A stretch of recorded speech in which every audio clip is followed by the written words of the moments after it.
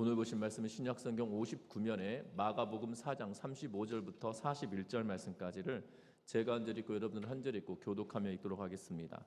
그날 저물 때에 제자들에게 이르시되 우리가 저편으로 건너가자 하시니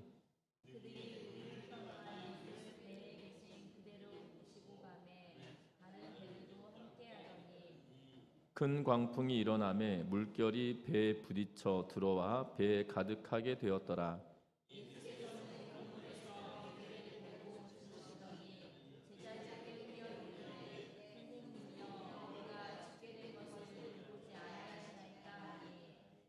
예수께서 깨어 바람을 꾸짖으시며 바다더러 이르시되 잠잠하라 고요하라 하시니 바람이 그치고 아주 잔잔하여지더라.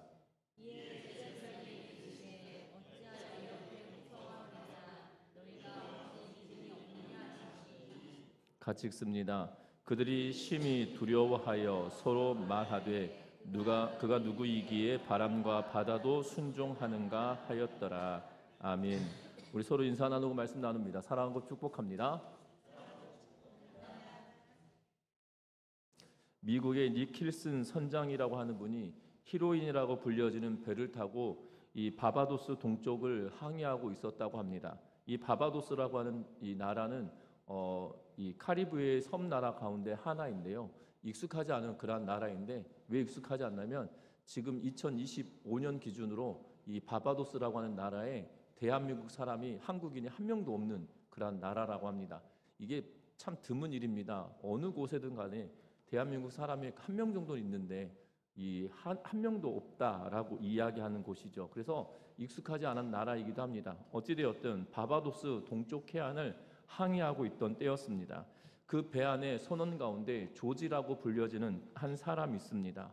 이 선원에게 이 선장 니칼슨이 전도를 합니다. 예수 믿으라고, 그리고 하나님을 믿으라고 이렇게 복음을 전하자 조지는 뭐라고 하냐면 하나님이 없다, 내 인생에 하나님은 없다고 생각한다 라고 하며 도무지 이 복음을 받아들이지 않았다고 합니다. 조금 후에 이 조지라고 하는 사람이 갑판을 청소하기 위하여 바닷물을 끌어올리기 위하여 이 물통을 바다에 던졌는데 갑작스럽게 바다에 이 물살이 세지는 바람에 그 물통에 딸려서 바다에 빠지게 되었다라는 사실입니다. 그때 그는 사람 살려라고 외치며 허우적댔지만 배는 이미 상당히 먼 거리를 가버린 상태였다고 합니다. 그런데 그는 극적으로 이 선장이 그를 구조하게 되어지는데 뭐라고 이야기하냐면 자네를 버리고 배가 가는 줄 알았겠구만 이다라고 선장은 그에게 말합니다. 그러자 정말 그런 줄 알았다라고 하며 그러면서 절망을 했었다라고 말을 합니다. 그때 자네는 뭐라고 했냐라고 묻자 그가 뭐라고 이야기하냐면 하나님 살려주세요라고 외쳤다고 이야기합니다. 아니 자네는 하나님이 없다고 하나님은 없다라고 말하면서 왜 절체절명의 순간에는 하나님이다라고 부르느냐고 이야기하자 그가 이렇게 대답합니다.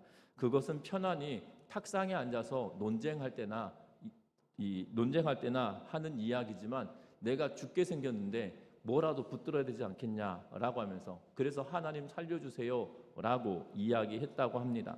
하나님이 없다고 말하는 사람들조차도 자신이 어려움을 당할 때 보면 하나님 살려주세요라고 이야기하는 그러한 상황이 되는 것을 봅니다. 오늘 성경 말씀은 예수님께서 이 사람들에게 하나님 나라에 대한 말씀을 이야기하고 계시는 것을 보게 되고 그것이 이 4장의 많은 부분들을 차지하고 있는 것을 보게 됩니다. 심지어 예수께서 4장 1절에 보면 예수께서 다시 바닷가에서 가르치시니 큰 무리가 모여들거늘 예수께서 바다에 떠있는 배에 올라앉으시고 온 무리는 바닷가 육지에 있더라라고 이야기하며 예수님께서 이 4장 말씀을 이야기하실 때는 사람들과 떨어져 배 위에서 이 이야기를 하고 계시는 그러한 모습을 보고 있다라는 겁니다. 그리고 말씀을 전할 때 날이 저물어 갔다라고 이야기하고 그 길로 이 저편으로 건너가자라고 말씀하고 있는 그러한 모습을 보게 되죠. 그런데 배를 타고 예수님이 가는 동안에 예수님은 주무시고 계시고 풍랑은 일어나고 제자들이 두려워하며 예수를 깨우고 있는 장면이 마치 이 물에 빠진 조지처럼 하나님 살려주세요라고 외치는 그러한 모습처럼 비춰지고 있는 그러한 모습을 보게 됩니다. 분명한 것은 시간이 흐르면 흐를수록 예수님이 왜 이 땅에 오셨는지 그의 정체성에 대하여 명확하고 분명하게 말씀하고 있을 뿐만 아니라 예수님은 자신의 정체를 더 놀랍고 실체적인 모습으로 이야기하고 계시는 모습을 보게 된다는 겁니다. 여러분들, 예수님께서 이 땅에 왜 오셨습니까? 예수님께서 이 땅에 오시면 하나님의 나라를 선포하는 것으로 그치는 것이 아니라 그 하나님의 나라가 우리에게 실제가 되어질 수 있도록 하나님과 관계를 회복시키기 위하여 화목케 하는 제물로 이 땅에 오셔서 십자가에 매어 달리기 위하여 오셨음을 명확하게 말하는 것을 보게 됩니다. 그런데 잘 아시다시피 성경 이 마태, 마가, 누가, 요한복음을 통해서 보면 예수님께서 그가 순환 당하실 것에 대하여 이야기할 때 제자들을 처음 만나고 이 이야기를 꺼내시는 것이 아니라 가장 먼저 등장하고 있는 때가 언제냐면 그들의 신앙 고백을 듣고 나서야 예수님께서는 제자들에게 바로 자신이 죽임 당하실 것에 대하여 말씀하고 있는 것을 보게 됩니다. 마태, 마가, 누가 동일하게 예수님께서 첫 번째 순환을 예고하시는 장면은 이 베드로가 주는 그리스도시요 살아계신 하나님의 아들이십니다 라고 고백하고 난 이후에야 처음으로 예수님께서 고난당하실 것에 대하여 말씀하고 계시는 그러한 모습을 보게 되죠. 그의 공생애를 마무리해 갈수록 그 뒷부분으로 갈 때 더욱더 상세하게 말씀하고 있는 것을 보게 되고, 그리고 오늘 우리가 종려주일로 지키고 있는데요, 분명한 것은 예수님께서 예루살렘으로 마지막 입성하실 때에는 그 마지막 죽으심을 준비하며 나아가고 계시는 그러한 모습을 보게 된다는 겁니다. 제자들과 더불어 3년여간 함께 하였을 때 적어도 유월절은 2번 이상 지내왔을 텐데요, 그 이전에는 그런 일이 없다가 세 번째 되던 이 공생의 마지막 유월절을 맞이할 때는 나귀를 준비하게 하시고 또한 만찬을 준비하게 하시는 그러한 모습을 보게 되죠. 어찌 보면 나귀를 준비하는 것이 제자들을 통하여서 준비한 것처럼 여겨지나 이미 예수께서 준비하여 놓으신 것에 제자들에게 그것을 가져오라 라고 명령하시는 것처럼 보여지고, 또한 예수님께서 유월절 만찬을 하실 때도 마찬가지로 제자들에게 유월절 만찬을 할 수 있는 장소를 이러이러한 사람을 만나면 이러이러하게 행하고 이렇게 하면 만나게 된다, 그리고 장소를 얻게 되어질 거다라고 마태복음에 분명하게 말씀하고 계시는 그러한 모습을 보게 된다는 겁니다.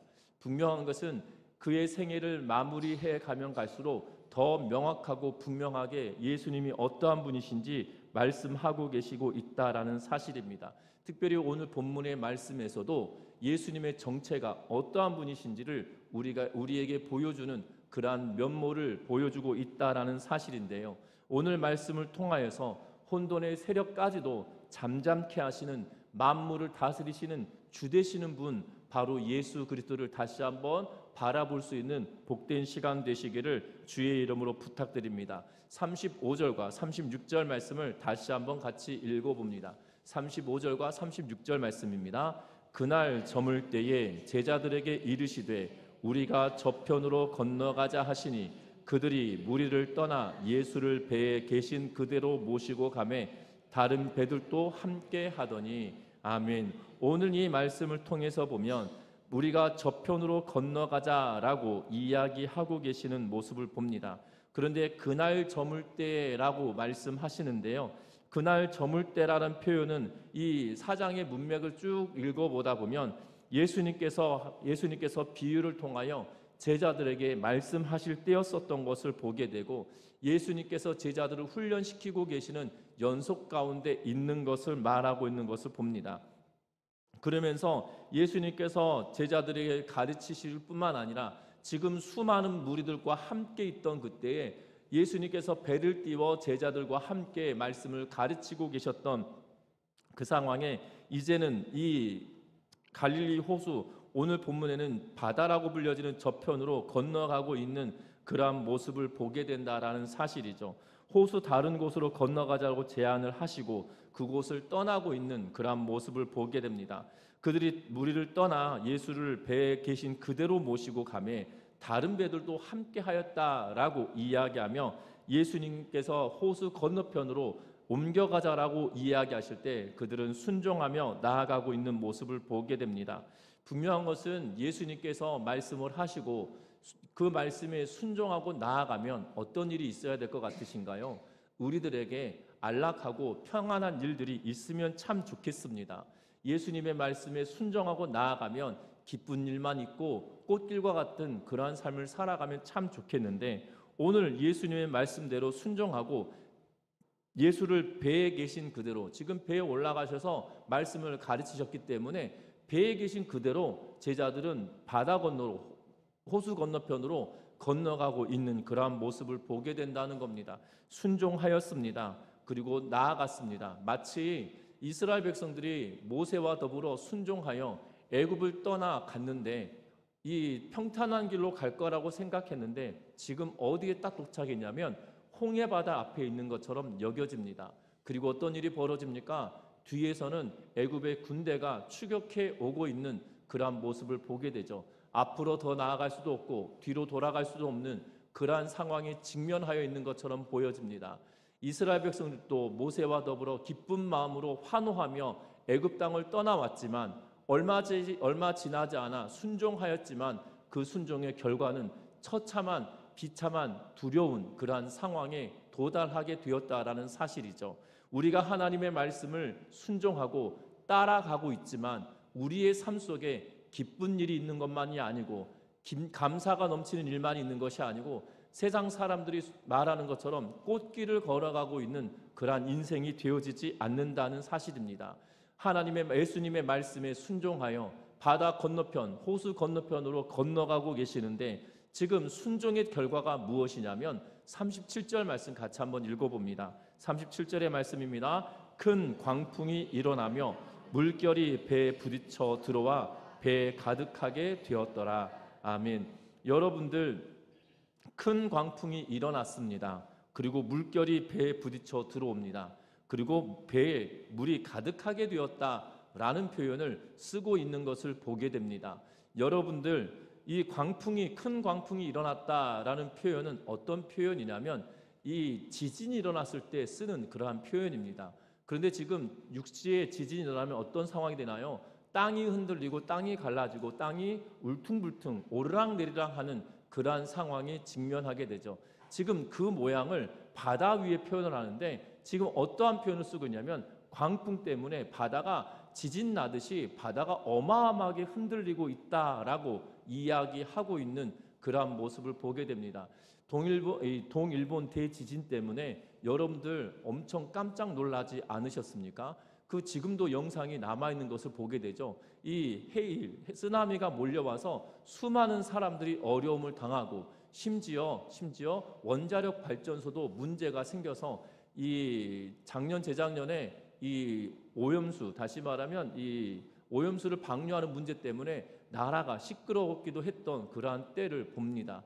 분명한 것은 그러한 것으로 여기면 될 것 같아요. 그런데 그것이 한 번이 아니라 수십 번에 걸친 풍랑이 일어나서 물결이 배 위로 계속 넘어 들어오고 있는 그러한 상황에 배에 물이 가득하게 되었다라는 사실이죠. 여러분들 지금이야 배가에 물이 들어오면 이 배수 펌프로 물을 다 품어내는 그러한 일들이 자동으로 있지만 고대 사회에서는 고대 사회뿐만 아니라 우리가 조선시대 사람의 힘으로 움직여 가던 때를 보면 사람들이 일일이 물을 퍼서 내는 것을 보게 되죠. 제자들이 물을 퍼내는 속도보다 물이 들어오는 속도가 더 빨라서 어떻게 되었다고 하냐면 물에 잠기게 되어졌다, 물에 가득하게 되어졌다, 물이 배에 가득하게 되어졌다라고 37절에 말씀하고 있는 것을 보게 됩니다. 여러분들 광풍이 일어납니다. 말씀에 순종했더니 정말 순풍의 돛담배처럼 가는 것이 아니라 광풍이 일어나 죽음을 당할 것과 같은 그러한 상황에 놓여져 있음을 보게 된다는 거죠. 여러분들 참으로 놀라운 것은 성경에 보면 이 광풍 그러면 우리가 떠오르는 인물이 하나 있죠. 그게 누구냐면 이 요나 선지자가 우리가 눈에 들어옵니다. 그런데 요나 선지자는 이 광풍을 만났을 때 어떠했습니까? 바로 순종하지 않고 불순종의 길을 갔으니까 광풍을 맞았다라고 우리가 생각할 수 있는데, 오늘 본문에서는 예수님의 말씀에 순종하였음에도 불구하고 광풍을 마주하게 되었다라는 사실입니다. 그리고 또한 오늘 성경 말씀 보면 독특한 표현을 하고 계시는데요. 38절 말씀 보겠습니다. 예수께서는 고물에서 베개를 베고 주무시더니 제자들이 깨우며 이르되 선생님이여 우리가 죽게 된 것을 돌보지 아니하시나이까. 아멘. 오늘 성경에 보면 예수님께서 고물에서 베개를 베고 주무시고 계시다라고 이야기하고 있는 것을 보게 됩니다. 참 놀랍지 않습니까? 물은 높은 데서 낮은 곳으로 흐릅니다. 그러면 배에 물이 가득하게 되었다라고 37절 말씀에 이야기하고 있습니다. 그러면 저는 생각해 봅니다. 사실 이 고물이 어디고 이물이 어딘지 잘 모른다 할지라도 예수님께서는 어딘가 주무시고 계시고 있지 않겠습니까? 그러면 밑에서부터 물이 차올라서 배에 물이 가득하게 되었다라면 제가 봐도 이 배는 이미 심하게 흔들리고 지금 물이 들어와서 내 몸이 젖고 있다라면 예수님은 분명히 깨셨을 것임에도 불구하고 지금 고난 잠에 주무시고 계시는 그러한 모습을 보게 됩니다. 혹자들은 이렇게 말합니다. 예수님이 얼마나 피곤하셨으면 이렇게 주무시겠는가라고 말할 수도 있을 것 같습니다. 그런데 예수님께서 주무시고 계심은 단순히 육체적인 피로 때문이 아니라 제자들을 바라보시고 제자들을 향한 그 마음이 지금 제자들을 훈련시켜가고 있는 그러한 상황이기에 그들이 어떻게 하고 있는지를 살펴보고 계시기 위한 하나의 방편처럼 보여지고 있다라는 사실입니다. 분명한 것은 물이 찼습니다. 그리고 배에 가득하게 됐다는 거예요. 그런데 예수님은 베개를 베고 주무시는데 여러분들 아무리 생각을 해봐도 물이 차올라서 예수님이 있는 곳까지 이미 물이 들어왔을 뿐만 아니라 그 물이 들어올 정도로 배가 흔들렸다라면 깨지 않고서는 일어나지 못할 상황일 것처럼 보여집니다. 분명한 것은 요나 때도 똑같았었죠. 이 뱃사람들이 요나를 깨울 때까지 요나가 깨지 못하였는데 그 장면을 두고 수많은 학자들은 뭐라고 이야기하고 있냐면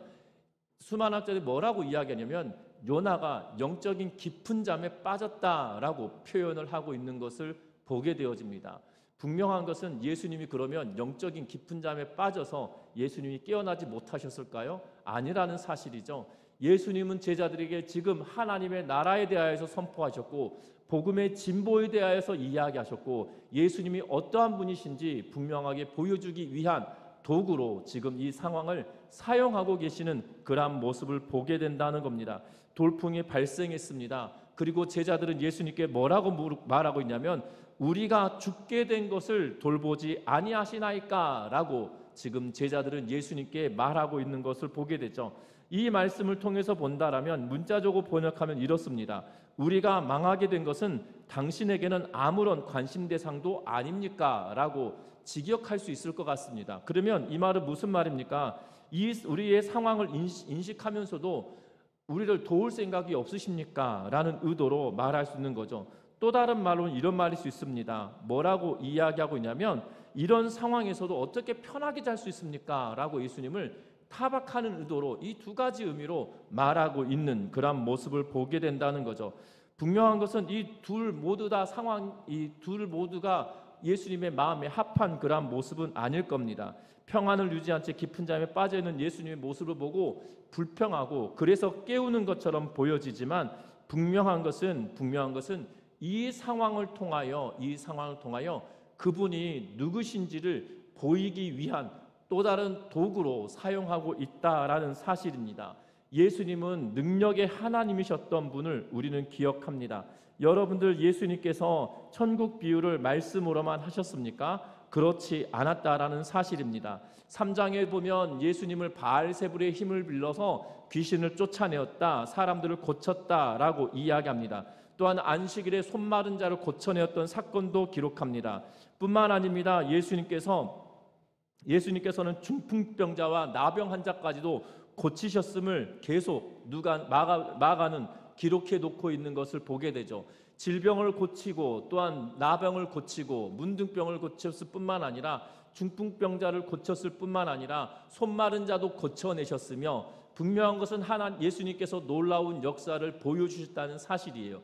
그 놀라운 역사를 보여주심은 무엇을 증명하고 있는 거냐면 예수가 그리스도이심을 분명하고 명확하게 나타내고 있다라는 사실입니다. 예수가 메시아 되셨다, 그리스도 되셨다라고 분명하게 말씀하고 있는데 그 메시아 되신 그분 예수 그리스도는 다른 이가 아니라 바로 하나님이신 그분이시란 사실을 계속적으로 이야기하고 있다라는 사실이에요.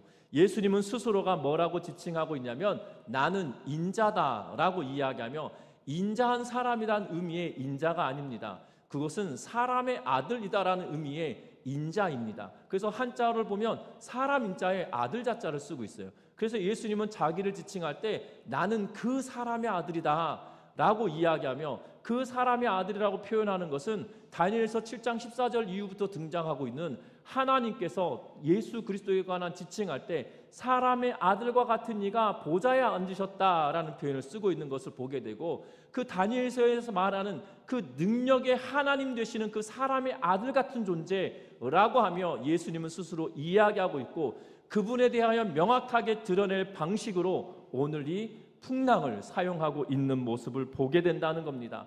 요나의 사태 때도 요나의 사건 때도 그를 바다에 던짐으로 인하여 바다가 잔잔하게 되어졌죠. 그 능력은 무엇이었습니까? 하나님의 말씀에 불순종한 요나를 책망하는 방편이기도 하였으나 하나님이 어떠한 분이신지 뱃사람들에게 명확하게 보여준 사건이기도 하다라는 사실이죠. 오늘 갈릴리 바다의 풍랑이 일므로 말미암아 하나님이신 그분에 대하여 명확하게 드러낼 그 조건들을 만들어가고 있는 모습을 보게 된다는 겁니다. 우리가 하나님의 말씀을 순종할 때 풍랑이 일고 낙담이 되어지는 그러한 상황이 우리 앞에 펼쳐진다 할지라도 염려하고 걱정하고 쓰러질 문제가 아니라 나의 주 되신 하나님의 말씀에 순응하며 나아갈 때 하나님은 이 상황을 통하여 하나님 되심을 분명하고 명확하게 드러내신다는 것을 기억하며 믿음으로 나아가는 우리 전미중학교의 모든 성도님들 되시기를 주의 이름으로 부탁드립니다. 예수님께서는 이 순종하고 나아갔더니 광풍이 일어남으로 말미암아 어려움 중에 있고 우리를 돌보지 않으십니까? 라고 탄식하며 나아가는 제자들에게 뭐라고 말씀하시냐면 39절 말씀 같이 읽어봅니다. 예수께서 깨어 바람을 꾸짖으시며 바다더러 이르시되 잠잠하라 고요하라 하시니 바람이 그치고 아주 잔잔하여지더라. 아멘. 예수님께서 바람에게 꾸짖으십니다. 예수님께서 바다에게 꾸짖으십니다. 잠잠하라 고요하라라고 말씀하시자 바람이 그치고 바다가 잔잔하게 되었음을 이야기하고 있는 그러한 모습을 보게 되죠. 예수님이 바람도 바다도 잔잔케 만들고 계시는 모습을 보게 되어집니다. 여러분들 갈릴리 호수는 지형적인 특징 때문에 갑작스럽게 돌풍이 일어나기도 하고 풍랑이 일어나기도 하다고 합니다. 여러분들 바다와 같은 그러한 상황이 아니라 이 호수이기 때문에 넓은 호수이기 때문에 그러한 독특한 자연 현상이 일어난다고 합니다. 그런데 그 자연 현상이 일어났는데 그 자연 현상까지도 잠잠케 하시는 예수 그리스도는 바로 피조물이 조물주 되신 그분께 순종하는 그러한 모습이라는 거죠. 빛이 있으라 말씀하실 때 빛이 나타나고 천지를 창조하실 때 말씀으로 창조하셨던 것처럼 지금 말씀으로 바다야 잔잔하라 바람아 잔잔하라 하시며 꾸짖으실 때 그 피조물이 그 말씀대로 순종하고 있는 그러한 모습을 보게 된다는 겁니다. 분명한 것은 저와 여러분들의 신앙의 여정도 마찬가지입니다. 순종의 길을 걸어갈 때 때로는 낙심되는 일이 있다 할지라도 바람과 바다까지도 잠잠케 하신 하나님께서 그 하나님이 어떠한 분이신지 명확하고 분명하게 증거하는 일을 우리를 통하여 일할 것을 믿고 나아가는 은혜가 있기를 주의 이름으로 부탁드립니다. 왜 그렇습니까? 41절 말씀에 보면 그들이 심히 두려워하여 서로 말하되 그가 누구이기에 바람과 바다도 순종하는가 하였더라 라고 말씀하고 있는 것을 보게 되죠. 여러분들 그런데 그들이 심히 두려워하여 라는 이 표현 때문에 우리는 이렇게 생각할 수 있습니다. 예수님과 함께 하고 있는 사람들이 지금 그랬는가 보다라고 생각할 수 있지만, 우리가 읽었던 본문의 36절 말씀 보면 예수님을 태우고 있던 배가 그대로 이동하였는데, 예수님이 타고 있던 배만 움직인 것이 아니라 다른 배들도 함께 하더니라고 이야기하고 있는 것을 보게 되죠. 다시 말하면 예수님과 함께 움직이고 있던 그 배들조차도 똑같은 상황에 직면했을 것인데요, 그들 모두가 예수님께서 바람아 잔잔하라, 바다야 잠 고요하라라고 이야기할 때 되었던 그 모든 것들을 보고 고백하게 되어지는 거죠. 저가 누구이기에, 저가 누구냐면 바로 모든 환난도 잠잠케 하시는, 모든 풍랑도 잠잠케 하시는, 모든 만물을 다스리시는 주되신 분이시다라고 우리에게 말하고 있는 것을 보게 됩니다. 우리는 오해합니다. 예수님께서는, 하나님께서는 모든 만물을 지으셨으나 이 혼란의 상황을 잠잠케는 못하실 것이야 라고 우리는 착각할 수 있죠. 아니라는 사실입니다. 하나님의 명령에, 하나님의 말씀에 모든 환경과 상황이 복종하고 순종하게 되어진다는 걸 기억하며 저와 여러분들이 믿음으로 나아가는 은혜가 있기를 주의 이름으로 부탁드립니다. 그런데 놀라운 점은 오늘 성경 말씀을 통해서 보면 바람과 바다만 꾸짖으신 것이 아니시죠. 40절 말씀 같이 한번 읽어봅니다. 같이 읽습니다. 이에 제자들에게 이르시되 어찌하여 이렇게 무서워하느냐, 너희가 어찌 믿음이 없느냐 하시니, 오늘 본문에 보면 예수님께서 이에 제자들에게 이르시되 라고 말씀하십니다. 우리는 39절 말씀에 보면 바람을 꾸짖으시며 라고 이야기하고 있어서 바람은 꾸짖었다라고 생각을 합니다. 그리고 제자들에게 이르시되 라고 말하니까 우리는 예수님은 굉장히 부드럽게 이야기하신 분일 거다라고 우리는 오해합니다. 그래서 제자들에게 말할 때는 굉장히 부드러운 목소리로 어찌하여 이렇게 무서워하느냐 이렇게 말할 거라고 생각하죠. 그런데 여러분들 잘 보시면 39절에 보면 바람을 꾸짖으시며 바람더러 이르시되 라고 이야기하며 이르시되라고 하는 단어를 여기다 쓰고 있어요. 그리고 그 밑에에도 뭐라고 이야기하시냐면 제자들에게 이르시되 라고 말하고 있는 것을 보게 됩니다. 그러면 바람만 꾸짖으시고 바다에게는 이르셨고 제자들에게는 이르셨다, 이것이 아니에요. 바람도 꾸짖으시고 바다에게도 꾸짖으시고 제자들에게 꾸짖고 계시는 동일한 그러한 상황인 것을 이야기하고 있는 것을 보게 됩니다. 쉽게 말하면 예수님께서 제자들 꾸짖으실 때 왜 이렇게 믿음이 없느냐, 어찌하여 믿음이 없느냐라고 말하며 왜 이렇게 무서워하느냐라고 말하고 있는 것을 보게 된다는 거예요. 여러분들 왜 제자들을 믿지 못합니까? 여러분들 제자들이 지금 믿음이 연약해서 지금 풍랑과 바다 때문에 그들이 두려워하고 염려하고 걱정하고 있는 그러한 상황이다라는 거죠. 예수님이 그들과 함께 하십니다. 질병도 고치시고 그리고 제자들에게 천국의 복음을 전하시며 그가 누구인지 점점점 누구인지 드러내고 계시는 그때에 하나님이신 그분과 함께하고 있음에도 불구하고 두려워하고 염려하고 걱정하고 있는 그러한 모습을 보게 된다는 거예요. 믿음 없음을 꾸짖고 계시는 그러한 모습을 보게 된다는 겁니다. 우리가 현실을 살아갈 때 풍랑 같은 그러한 현실 앞에 우리의 믿음 없음을 꾸짖으시는 예수 그리스도의 말씀을 듣고 저와 여러분들이 온전한 믿음의 확신을 갖고 담대하게 나아가는 우리 전미중학교의 모든 성도님들 되시기를 주의 이름으로 부탁드립니다. 제자들은 믿음 없어 풍랑 가운데 두려워하고 죽음 앞에 두려워하고 있는 모습을 보게 되죠. 반면에 바울 사도 또한 풍랑을 만나게 되어집니다. 바울 사도가 로마를 향하여 압송되어져 갈 때 바다의 풍랑을 만나는데요, 지금은 갈릴리 호수예요. 그런데 바울이 가는 곳은 어디냐면 지중해라고 하는 넓은 바다입니다. 그런데 지중해라고 하는 넓은 바다에 여러분들 호수에 부는 바람이 무서울까요? 바다에서 부는 바람이 더 무서울까요? 예, 저는 진짜 감사한 게 뭐냐면 대한민국 땅이 좁은 것만으로도 참 감사합니다. 왜냐하면 미국이나 중국은 땅이 넓어서 여러분들 회오리 바람이 우리나라에 이렇게 막 그 토네이도라고 불려지는 그 무시무시한 회오리 바람이 대한민국 땅에는 저는 그 회오리 바람이 일어났다고 하는 것을 잘 본 적이 없어요. 끼케야 뭐가 일어나냐면 용오름이라고 해서 바다 위에서 물이 막 이렇게 올라가는 거, 그런 현상만 이 뉴스에 나오지. 그것도 1년에 한 번, 2년에 한 번, 가끔가다 한 번씩 용오름 현상이 나타났다. 뭐 이런 보도를 볼 뿐, 뭐 이 미국이나 중국 같은 곳에 그 토네이도 같은 큰 회오리 바람이 없는 것만으로도 얼마나 감사한지 모릅니다. 여러분들, 땅이 넓어서 이 놀라운 현상들이 있는 것이거든요. 뭐 땅이 넓어서, 근데 우리나라는 땅이 그렇게 넓은 편이 아니어서 이 비슷한 환경들이 더 많은 거죠. 비가 가끔가다 뭐 길 건너에서는 비가 오고 이쪽에서 비가 안 오는 현상들이 있긴 하나, 그러나 무시무시한 이런 것은 잘 없는 것 같아요. 여러분들, 호수에 부는 바람 해봤자 우리는 이런 표현을 씁니다. 찻잔의 태풍이다, 이런 표현을 쓰죠. 그런데 지중해는 넓은 바다예요. 짠물이 흐르는 바닷물입니다. 그곳에 풍랑이 일어나면 호수와 전혀 다르죠. 그런데 바울은 어떠합니까? 믿음을 가지고 지금 로마로 가게 하겠다는 하나님의 말씀을 붙들고 죽음도 두려워하지 않습니다. 염려치도 않습니다. 풍랑에 배가 깨져감에도 불구하고 우리를 구원하시겠다고 하신 하나님의 말씀을 붙들고 믿음으로 나아가고 있는 모습을 보게 되죠.